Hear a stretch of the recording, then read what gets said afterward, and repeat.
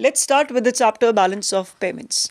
Balance of Payments basically a systematic record of all economic transactions between the residents of one country and the residents of other during a given period of time. After looking into the definition of the balance of payments, we can look into the components. What are the different components of the balance of payment? There are basically the two main components of the balance of payment, that is the current account and the capital account. Current account is that account which records the transactions which are related to the import and export of goods and services, unilateral transfers and the international incomes. On the other side, the capital account is that record which gives us record about short-term and long-term capital transactions, both private as well as public. Both the things will be recorded in the capital account. Now we can classify the current account transaction into the various categories.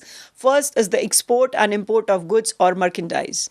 This is the category in which we include the export and import of all the visible items, whether the import and export are done by the individuals or by the government. Whatever the exchange has been done related to the visible items, starting from the raw material to the furniture and any other things.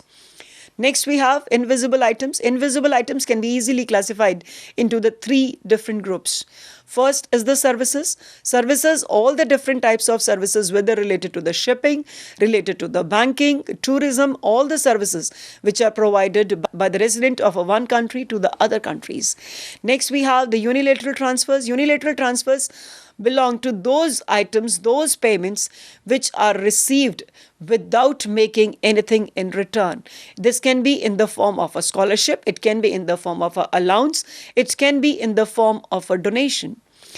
Third thing which we have is the form of income.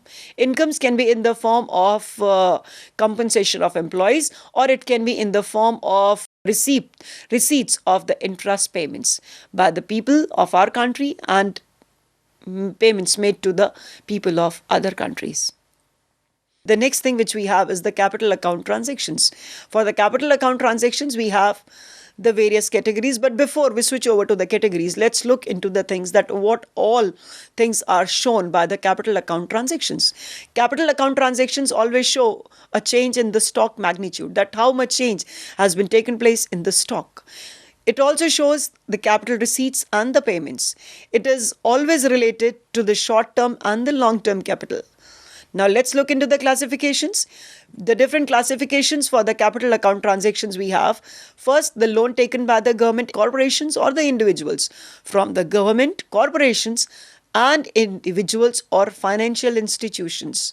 Second, it includes the assets which are acquired by the foreigners in the country.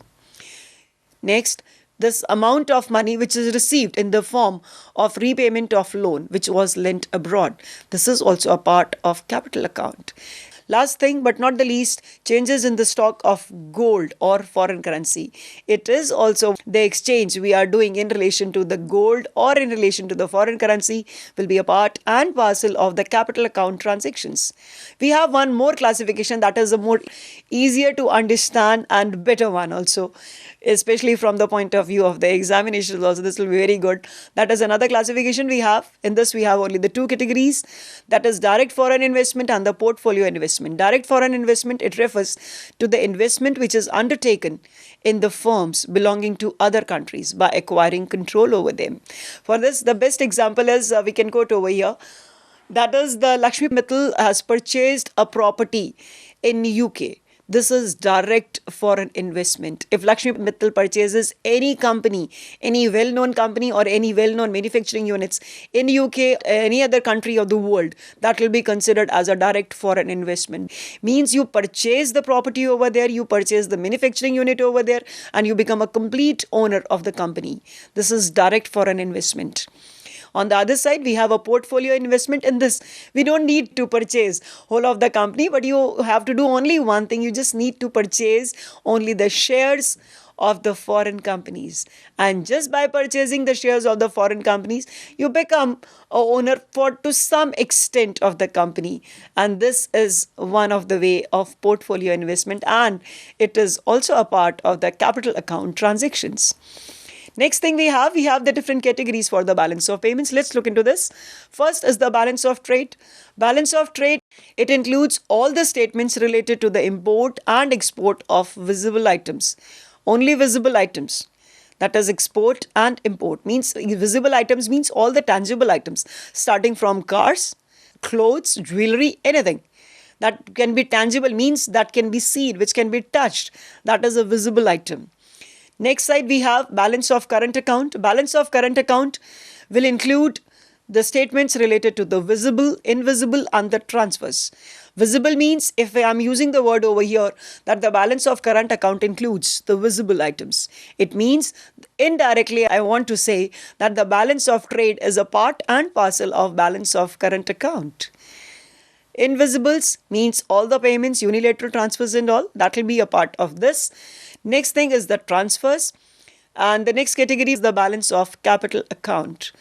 Balance of capital account will refer to the capital transfers, borrowings and lending and sales from or purchase of stock of gold and foreign exchange. It can be easily divided into the two broad categories, that is autonomous capital flow and accommodating capital flow.